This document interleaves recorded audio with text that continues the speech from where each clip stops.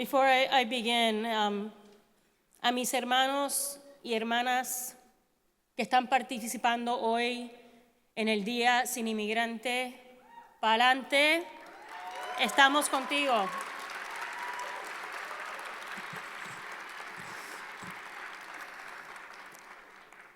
So hello, Brooklyn. Good afternoon. Buenas tardes. Assalamu alaikum. Bonsoir. Thank you to our majority leader, Jimmy Van Bramer.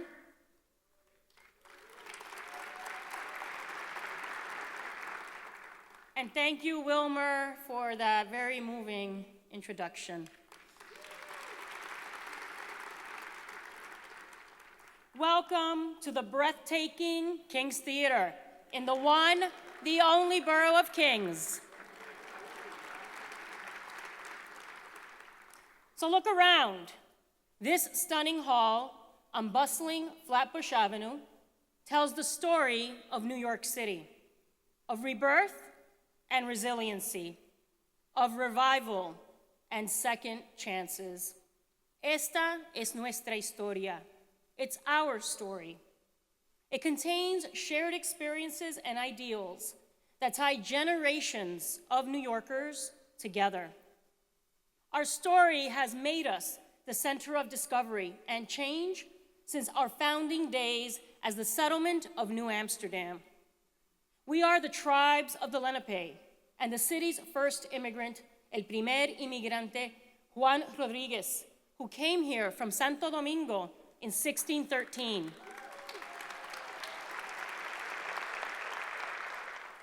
We are Snug Harbor, Prospect Park, Orchard Beach, Jacob Riis, and the murals that animate the streets of El Barrio.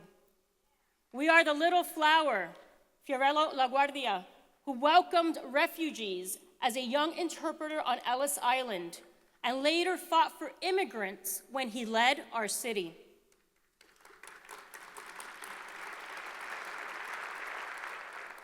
We are the stops on the Underground Railroad, and we are the rebellion at Stonewall, the fight for workers' rights,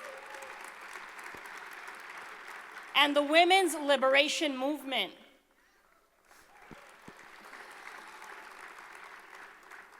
Our heritage is the young lords, Vito Marcantonio and Herman Badillo. The comedy of Joan Rivers, the designs of Vera Wang, the skyhook of Kareem Abdul-Jabbar.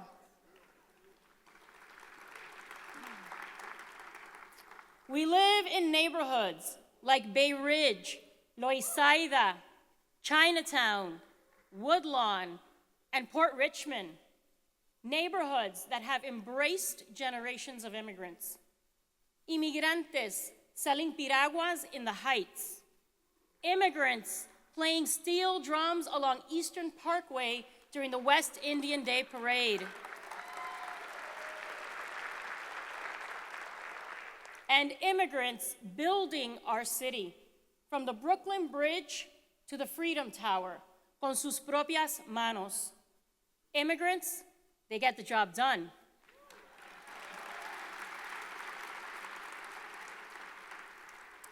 This is who we are, a city of simple origins and outsized ambition, forged in adversity, shaped by the hard work and successes of immigrants.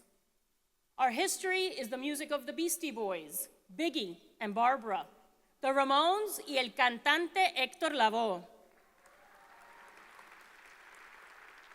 Our history is Supreme Court justices like Sonia Sotomayor. Elena Kagan and the notorious RBG. Our history is Emma Lazarus, whose words, "Give me your tired, your poor, your huddled masses yearning to breathe free," are inscribed on the statue in our harbor that represents our highest ideals of freedom to the world.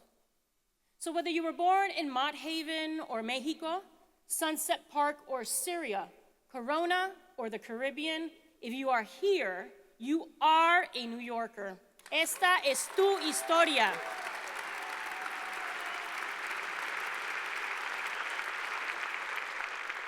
This is your story, and this is who we are.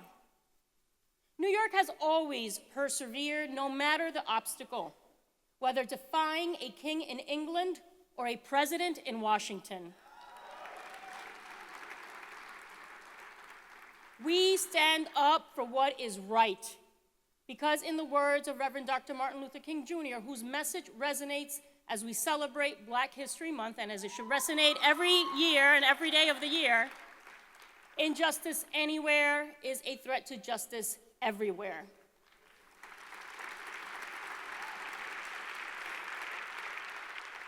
And now, when our resolve to do what is right is being tested, and when history has pressed us into action, this is a time to remember who we are. Somos Nueva York. We are New York City.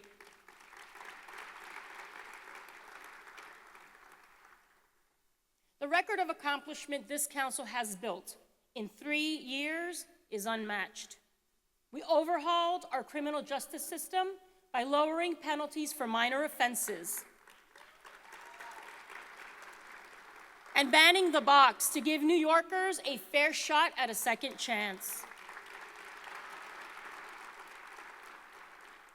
We expanded our human rights laws, protected New Yorkers' gender identities, and brought feminine hygiene products into schools and shelters.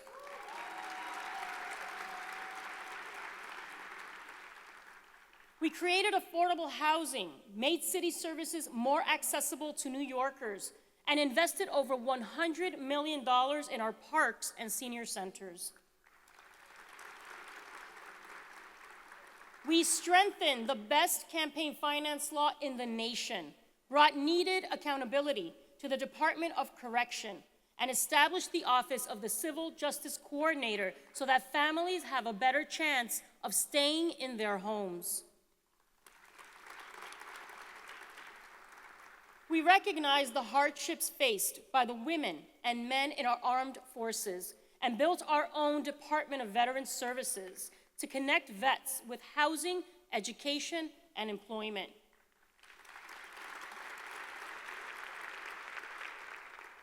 And when we see thousands of New Yorkers at risk of deportation, we say emphatically, decisively, no más, not in our city.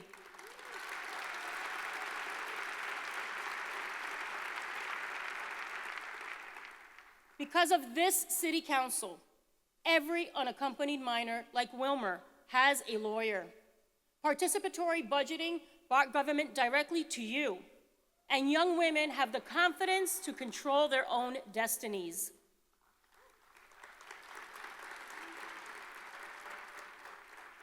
We expanded the Summer Youth Employment Program and offered an unprecedented 60,000 jobs to young people.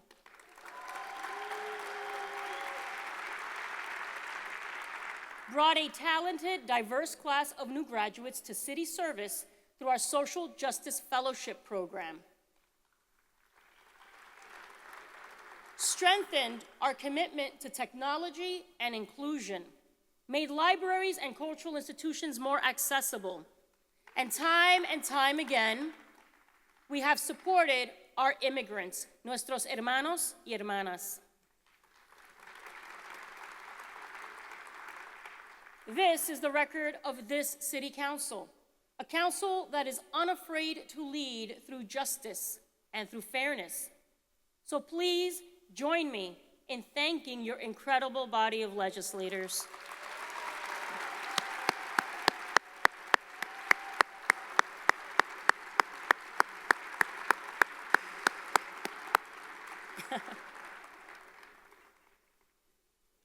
There is so much to be proud of, but still so much more to do.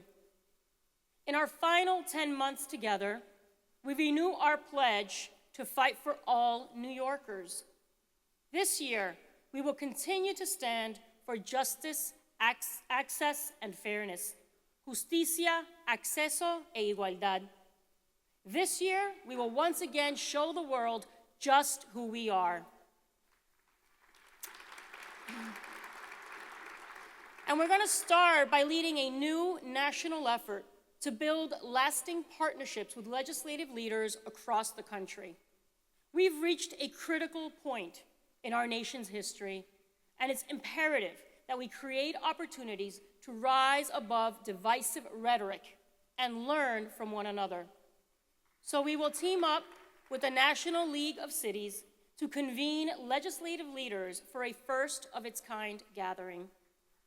This collaboration will assemble council speakers and presidents from the largest cities across the United States to help legislative bodies tackle issues ranging from immigration to technology to criminal justice reform. Just imagine dozens of criminal justice reform acts and municipal identification card programs instituted in every big city across the United States. The possibilities for national solidarity on almost any issue are endless.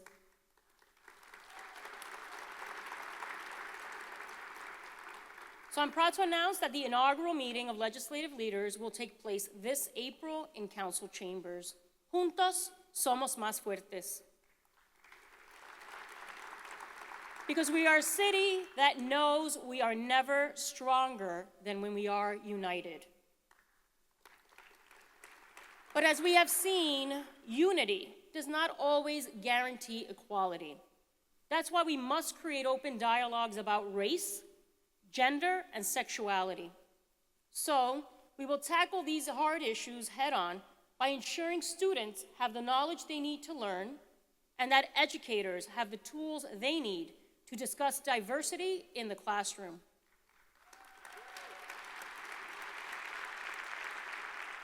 We have a pressing responsibility to advance this dialogue and to get it right. So today, we're unveiling several proposals to strengthen and support education for all of our children. This means creating a new model for culturally responsive education. Addressing chronic overcrowding and teaching comprehensive sex ed.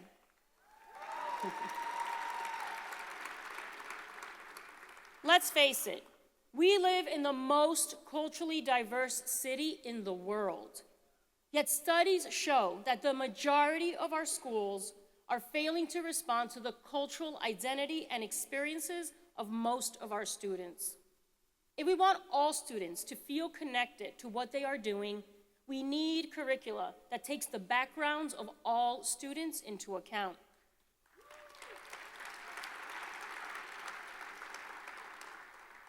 Because having role models who come from the same communities where students live shows our youngest New Yorkers that no matter where you're from, nada está fuera de tu alcance.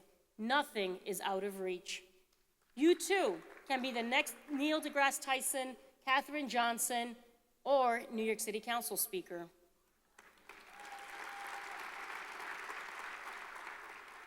And having role models from other cultures teaches inclusion, acceptance, and respect. This is who we are, a city that embraces our differences and celebrates diversity, and we will teach our children the same. First, the council will greatly increase the number of teachers who receive professional development training in culturally responsive teaching.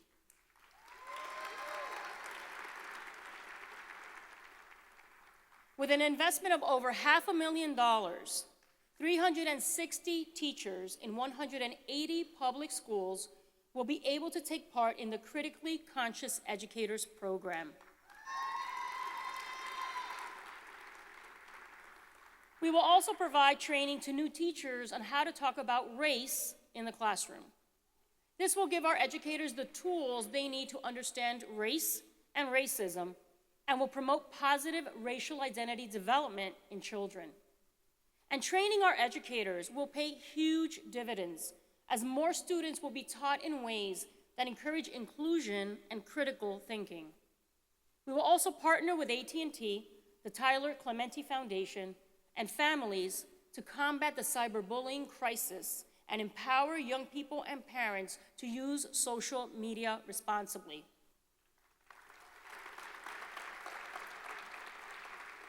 Mrs. Clementi, I know you're here with us today. I want to thank you for being here and helping make sure that no other family has to endure the pain that you went through.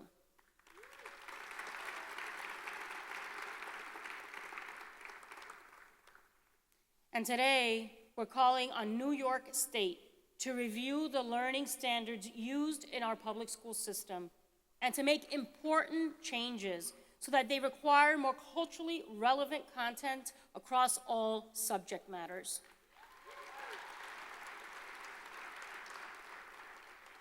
Universal themes in Shakespeare are important and relevant, but so are Reginald Shepard's poems about the Black gay experience in America. We will also make sure students have the individual attention they need by working to reduce class size and overcrowding in our public schools. There simply aren't enough seats in many New York City neighborhoods to accommodate every student. And the current approach to building schools isn't working. So the City Council will tackle the issues of siting public schools and reimagine the way that we plan for school capacity. We will work with real estate, land use, and education experts on how we can create classrooms, lab, and physical education space for all students.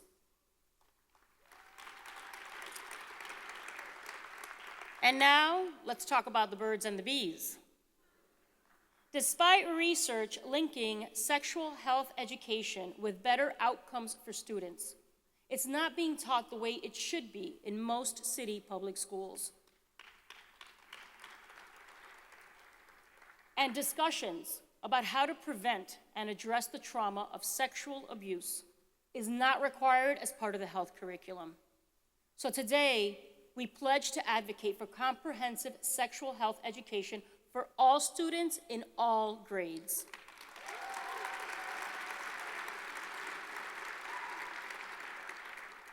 We will pass legislation creating a sexual health education task force to review the current curriculum and how it is being implemented.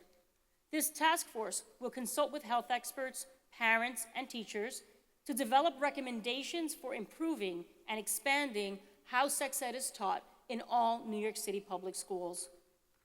If we don't provide our young people with the knowledge they need to make well-informed, healthy decisions about their bodies, we are not living up to our responsibilities as a city.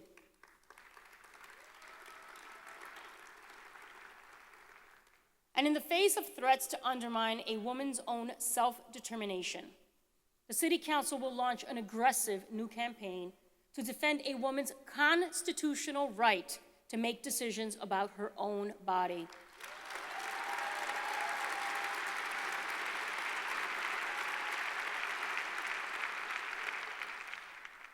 When equal rights come under attack, when women are threatened, and when it seems as though we're being plunged back into the dark ages, marchamos y protestamos. We march, we protest. We come together, just like I did with my own mommy, who is here today, when I was growing up. And we unite to beat back the blunt forces of ignorance, sexism, and misogyny. This is who we are. The choices we make about our bodies are our choices. We will not let the federal government dictate what happens to our uteruses.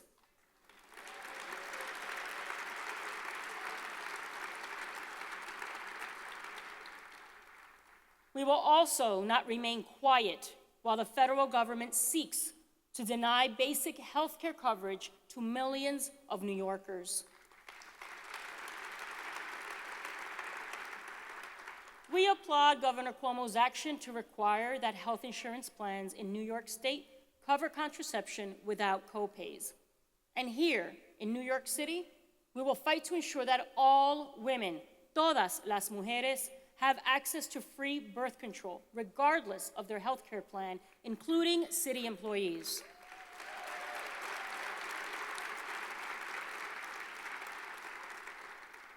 A year and a half ago, the Young Women's Initiative recommended that the city create a fund for long-acting reversible contraceptives.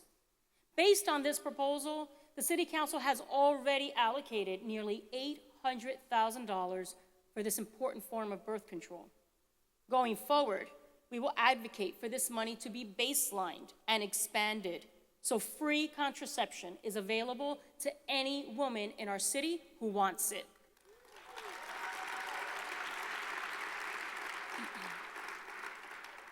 Finally, today, we are renewing our call for the state legislature to pass the Reproductive Health Act and protect a woman's decision-making power over her own body.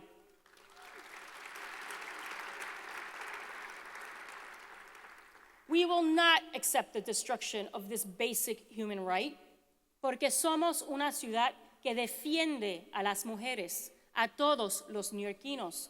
We are a city that stands up for women and for all New Yorkers.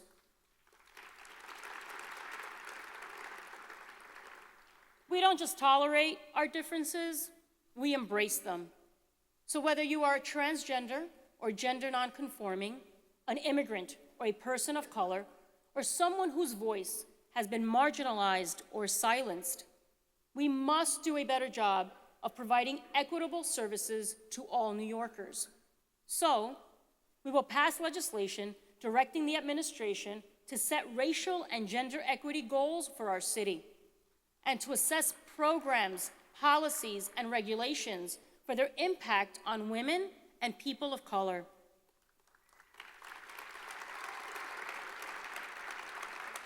We know that institutional racism and sexism lead to poverty. By recognizing how to combat racial and gender disparities, we can target our programming and resources and be even more effective at fighting against hunger, educating our children, and reducing incarceration rates. We must make sure all New Yorkers are on equal footing, and that we're providing a pathway for all New Yorkers to be heard and to succeed. This is who we are.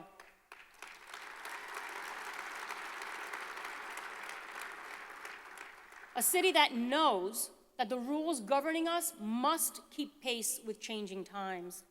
A city that values our diverse communities, nuestra diversidad, and actively strengthens them. A city that recognizes and meets challenges so that real and lasting progress can be achieved. And over the last 3 years, we've done just that. We've made tremendous strides towards strengthening our criminal justice system. We hired 1,300 new police officers to support a neighborhood policing model.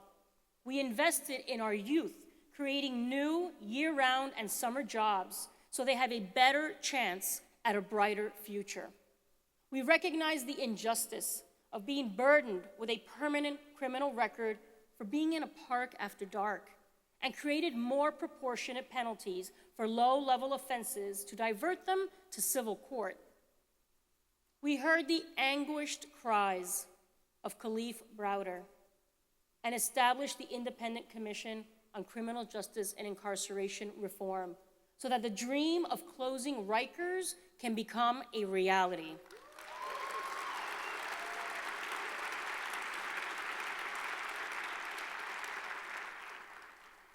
Going forward, the Council will pursue critical reforms to reduce pretrial incarceration rates, support community-based justice, and promote fair outcomes in our criminal justice system. We know that the vast majority of people at Rikers Island are pretrial detainees, incarcerated solely because they are too poor to afford bail. But we also know that of those who can post bail, about 75% do so in less than a week.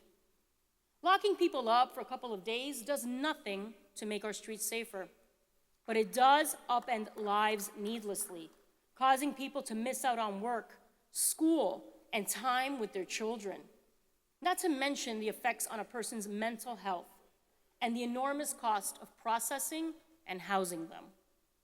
Right now, there's a small window when bail can be posted before a defendant is sent to Rikers.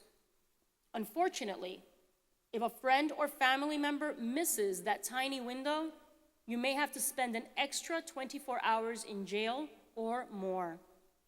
And vast inefficiencies, including the fact that DOC still tracks detainees using an antiquated paper system, have only made these problems worse. The time you have to make bail before being sent to jail should not be dependent on when the next bus to Rikers is leaving the courthouse.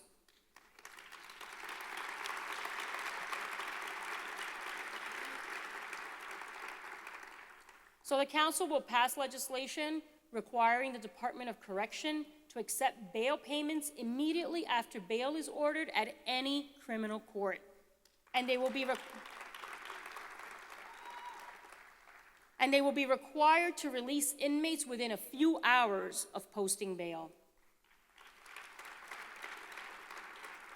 The idea is simple: cut red tape, remove inefficiencies, and stop the churn of detainees, primarily young men of color, from unnecessary and harmful incarceration.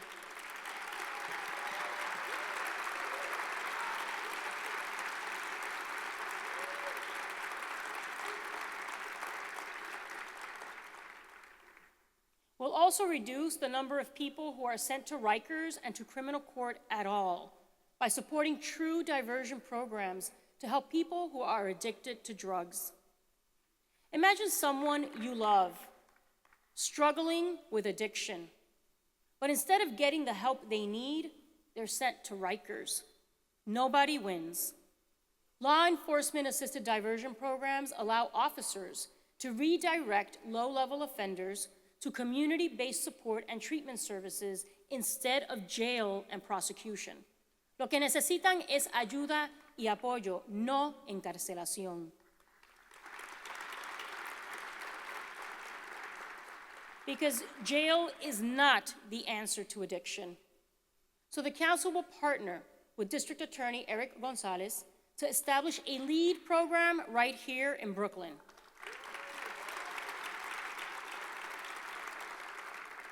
And we will support the HOPE program, developed in Staten Island by District Attorney Michael McMahon, to address the outbreak of opioid abuse that has taken the lives of too many New Yorkers. We will also continue to move toward a model of community-based justice by establishing neighborhood justice panel with Bronx District Attorney Darcel Clark.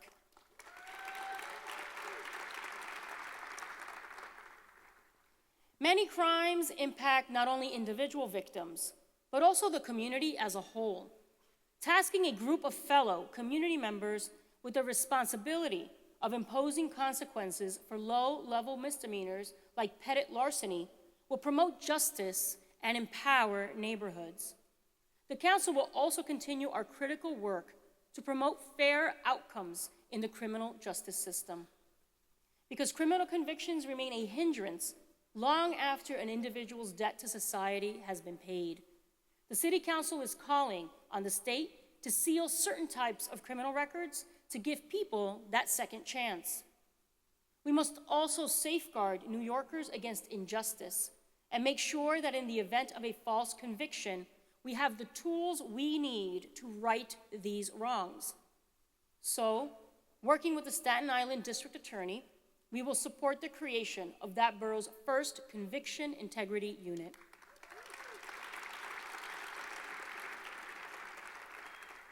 Since launching CIUs in Brooklyn, Manhattan, and the Bronx, those offices have exonerated, vacated, or dismissed charges against dozens of individuals who spent decades imprisoned. If we expect New Yorkers to put their full faith in the criminal justice system, there must be vigilant oversight so that going forward, patterns or practices that lead to injustice are identified and addressed.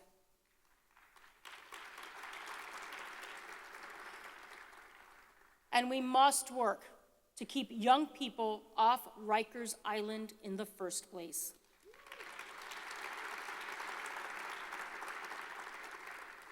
"16 to 19-year-olds are at a crucial age of development in their lives, and just one visit to Rikers can put them on a destructive path that leads back to jail and into a cycle of recidivism from which they may never escape. So, the Council will work to provide judges with more alternatives to pretrial incarceration for youth. And we must update draconian laws that set the age of criminal responsibility in New York State at just 16 years old.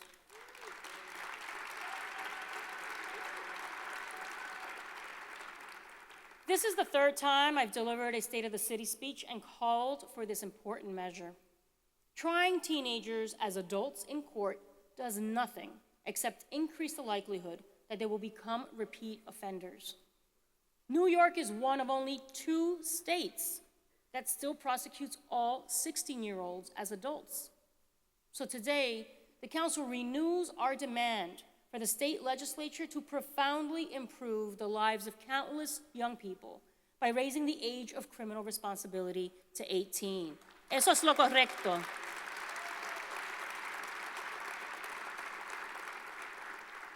Eso es lo correcto, because we believe in New Yorkers and the promise of a second chance. 1 year ago today, I called for the clearance of low-level summons warrants 10 years or older. There are 1.5 million outstanding summons warrants in this city for minor offenses like having an open container of alcohol in public. Because of the Criminal Justice Reform Act, the majority of these offenses will never even be sent to criminal court. These are individuals who have had no contact with the criminal justice system in over a decade, yet they are unknowingly at risk of arrest for cases that are impossible to prosecute. So today, I'm proud to announce the Council will be delivering criminal justice reform for hundreds of thousands of New Yorkers. Working with the Brooklyn, Bronx, Manhattan, and Queens district attorneys, we will clear low-level summons warrants that are 10 years or older.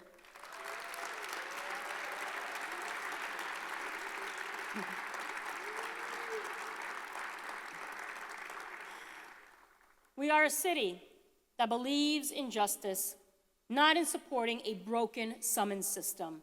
This is who we are. Una ciudad que cree en los neoyorquinos, en una verdadera reforma judicial y en la promesa de las segundas oportunidades.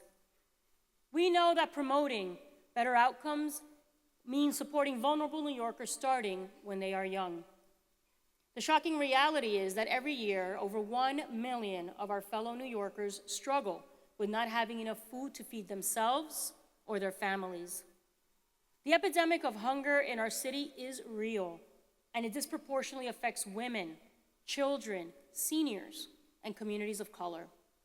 This City Council has fought to combat food insecurity by funding emergency food programs that operate on the front lines in the war against hunger in all 5 boroughs.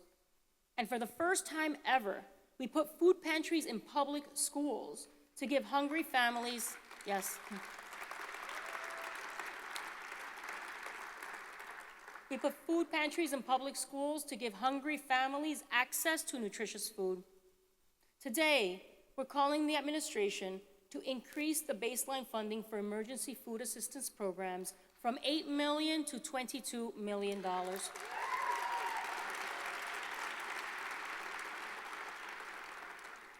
A $14 million increase will meet the basic needs of more than 500 food pantries and soup kitchens across the city and provide food relief for hundreds of thousands of New Yorkers, including children.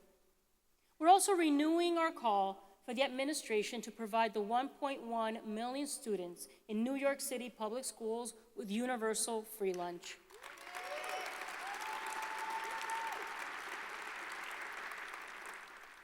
The sad reality is many New York City public school students wake up and go to bed hungry.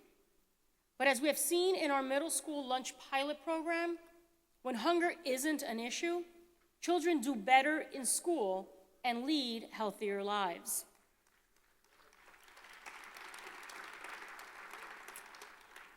But children aren't the only ones who need our help. Seniors are also at risk of being food deprived, and the effect on their health and well-being could be equally devastating. We're all going to be seniors one day, some of us sooner than others. And we must make sure that we take care of one another, especially our food-insecure seniors, nuestros abuelos y abuelas. So, the Council will pass legislation to increase low-income seniors' participation in the SNAP program.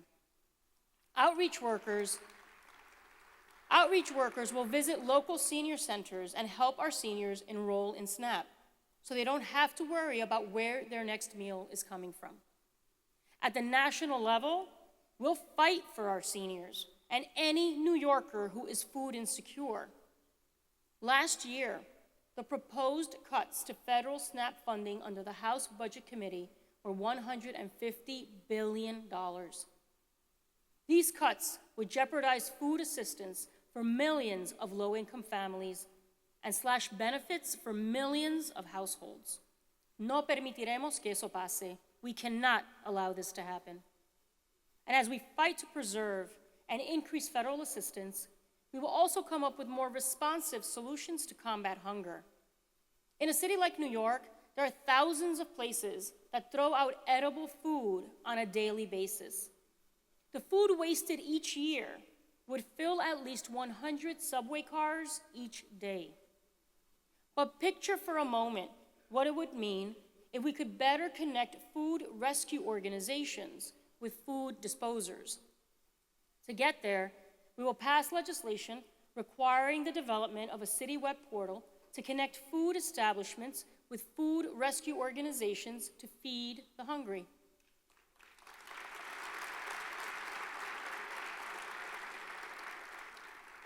And while we partner with businesses to help New Yorkers, we'll also enhance our support of the small business sector. New York City is safer than ever, but it hasn't always been that way. When times were tough and entire neighborhoods were written off, our small businesses stood strong and helped make areas like Flatbush what they are today.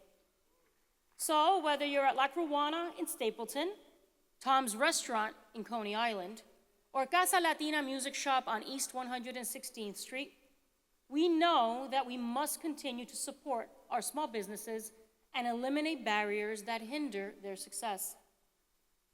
Over the last 3 years, we've worked to streamline small business services and significantly reduce fines. This year, the City Council will focus on reforming how some fines are paid. And businesses, building owners, and the city itself will benefit.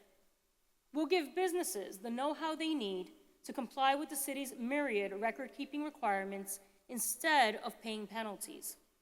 We'll post free online tools so that small businesses and startups know what is available to them to support their growth and compliance with the law. To encourage building owners to take a more proactive approach to resolving non-hazardous violations, we'll introduce legislation to reduce fines for owners who can show they've taken serious steps to fix a problem. And we'll incentivize the use of on-site compliance consultation programs for owners of businesses and multiple dwellings to ensure that they have help adhering to rules and regulations. We'll even encourage owners to reinvest and bring us closer to our goal of cutting carbon emissions by giving businesses and building owners the option to make energy efficiency improvements instead of paying certain fines. Upgrading lighting systems, installing insulated windows, and retro-commissioning smaller buildings are environmentally friendly measures that will save owners money and reduce carbon emissions in the process.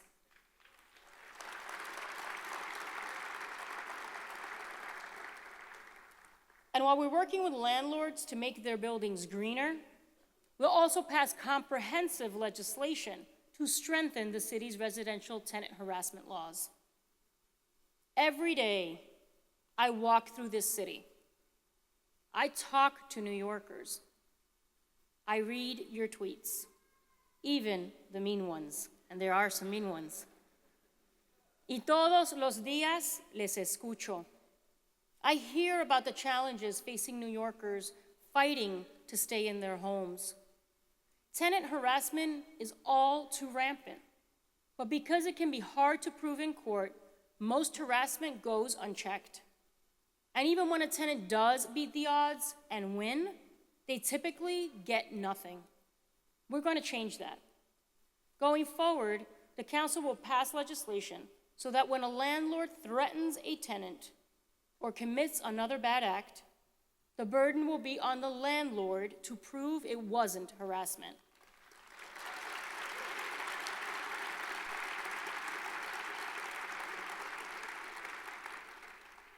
And we're going to give tenants who win in housing court the right to collect fair damages and expand the law's reach to include more types of homes and harassing acts.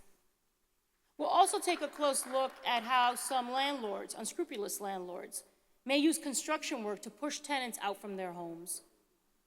And as I announced with Mayor de Blasio just days ago, the City Council will pass groundbreaking legislation to provide legal representation to all low-income New Yorkers in housing court.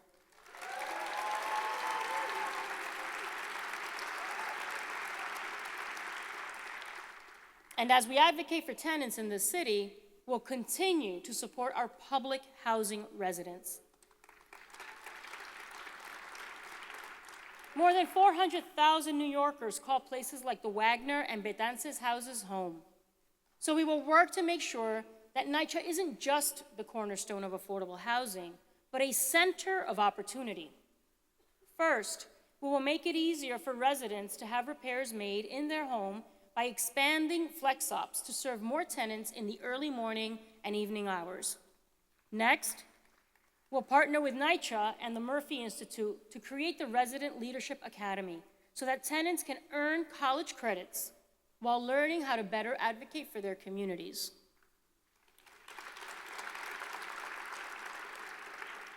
We'll also provide more computer labs on wheels so NYCHA residents and the community can use the internet, search for jobs, and polish their resumes. And we will create new job training opportunities and increase access to fresh produce by partnering with Green City Force to bring urban farms to more public housing developments.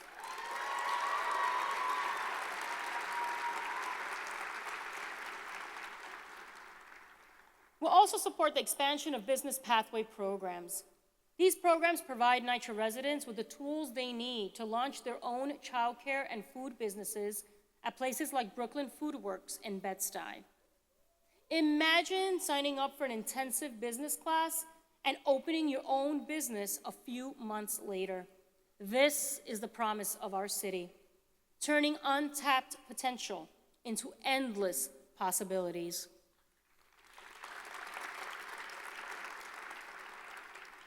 If you are here, you are a New Yorker. You're part of the struggles and successes that have played out over decades and across generations. Ningún muro, no importa lo alto o lo grueso que sea, cambiará eso. And no wall or executive order can change that.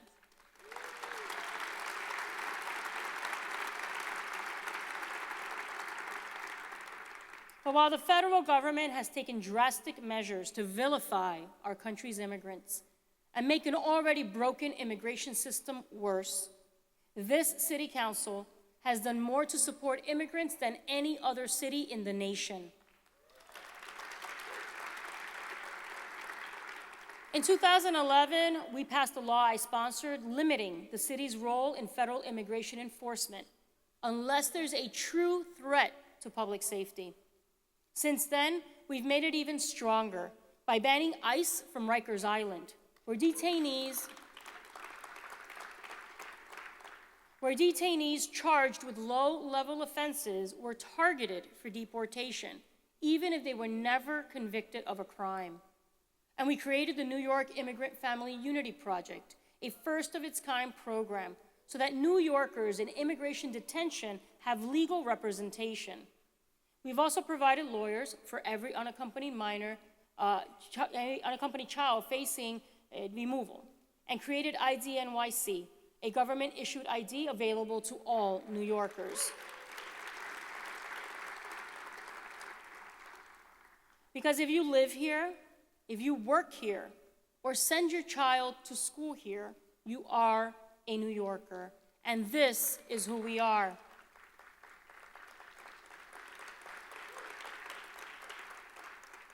But today, threats of mass deportations risk undermining the safety, stability, and economic growth we've fought so hard to achieve. This would shatter the lives of young dreamers and their families, inflict suffering on our coworkers, neighbors, and loved ones. It would tear families apart and would do nothing to improve public safety. The familiar faces on your morning commute, the family who owns your favorite diner, the young girl who plays with your daughter at school. These are the lives that would be destroyed. Pero eso no es lo que somos, ¿verdad? This is not who we are, right? 2 weeks ago, I stood on the steps of Brooklyn Borough Hall and watched Cadman Plaza transform as thousands of Yemeni immigrants poured into downtown Brooklyn, demanding to be heard and seen. In a gesture of incredible strength and unity, they closed hundreds of bodegas across our city.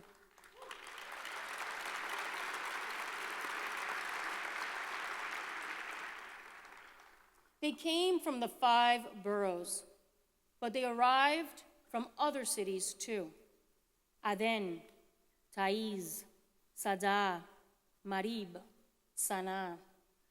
They arrived as generations of immigrants did before them to say, listen to us, hear our voices, acknowledge our struggles. They shouted and waved flags, Yemeni flags, American flags, and they prayed. It was incredibly moving.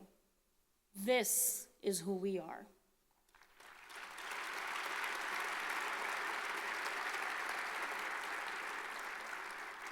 Three million immigrants live in New York City. They fuel our economy. They propel our city forward.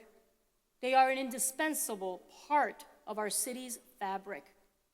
And they are absolutely, unquestionably, New Yorkers. So today we're announcing a sweeping package of legislation to protect immigrant New Yorkers and their families.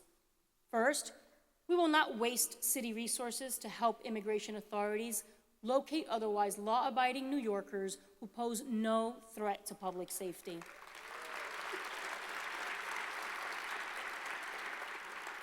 We will not be a pawn in that game. Next, the Council will pass legislation blocking ICE from private areas on city property and offices where New Yorkers receive social services.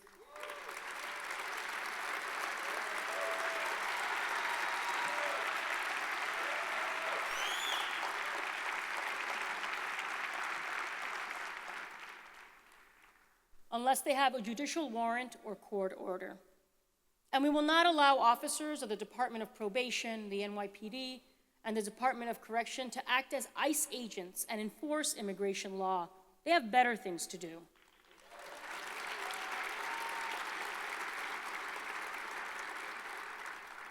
And because even minor violations or misdemeanors can trigger deportation, the Council will pass legislation creating a city alternative to the state penal law disorderly conduct provision.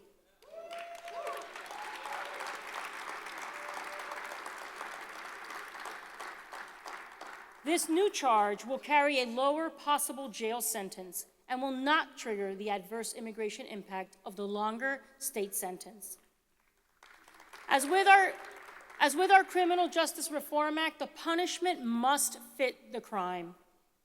Next, we'll defend the right to free public education for all children by restricting ICE's access to schools, students, and student records.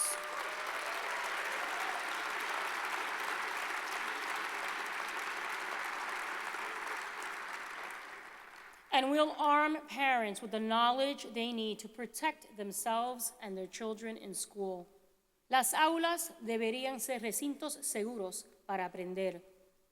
Furthermore, we will not let the federal government tarnish the trust we've built with our immigrant communities or impede the way this city functions by taking our data and using it to track down and harm law-abiding New Yorkers.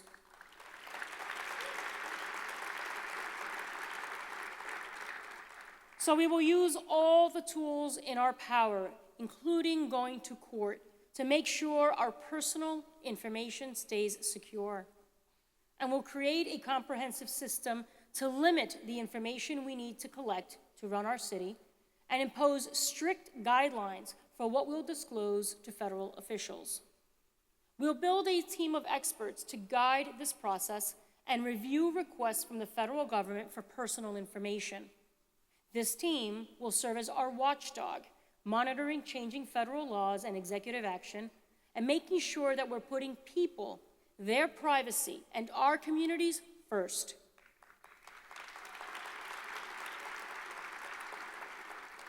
The Council will also increase our support for immigrant legal representation by working to baseline funding for legal services to protect the rights of those facing deportation, and to make sure that we deliver social services as effectively as possible.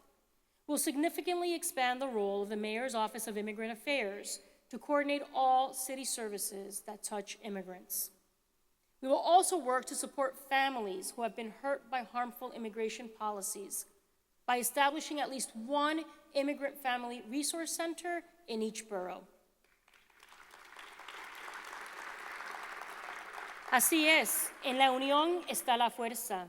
We're never stronger than when we work together. And that's why we're preparing a nationwide convening of sanctuary cities for lawmakers who want to support their immigrant communities. We will join forces to develop advocacy strategies and discuss best practices and shared goals. There is strength in numbers, and together we will build our own wall of resistance, nuestro propio muro, against destructive immigration enforcement policies.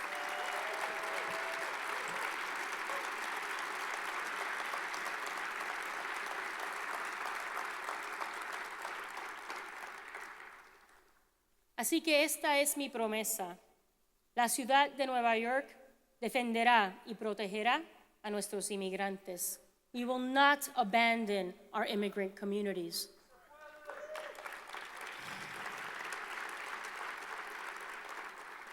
They are members of our New York family, and we will continue to fight for their rights, safety, and security.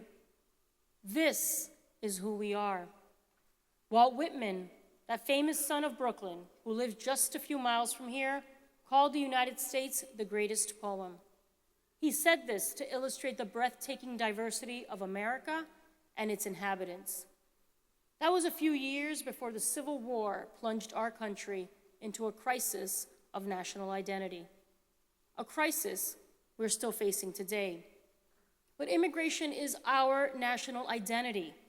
When we speak about cultures, it's about everyone across our city. Muslims in Astoria, Hindus in Jackson Heights, Russian Jews in Brighton Beach, the Irish in Sunnyside, y Boricuas y Mexicanos en el barrio, en mi distrito. This is our story.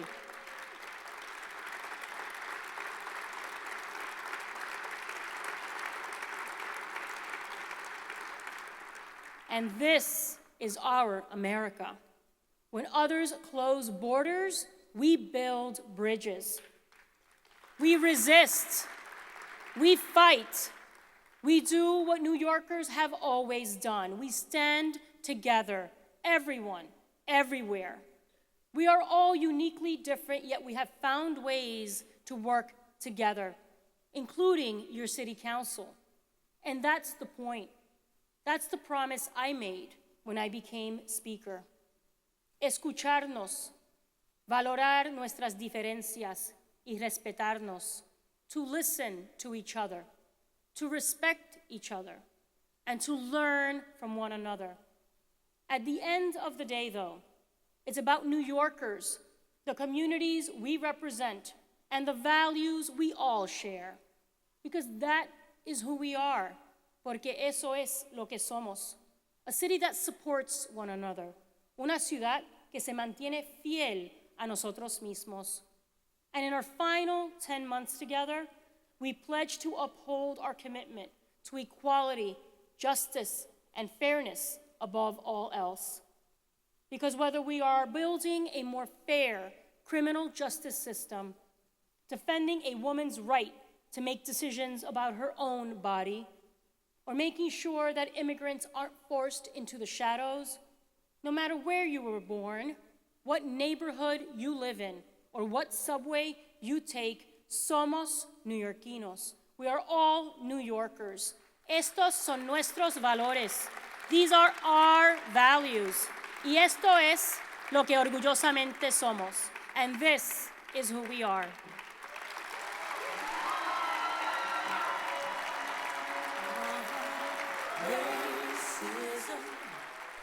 We will not bow down to injustice.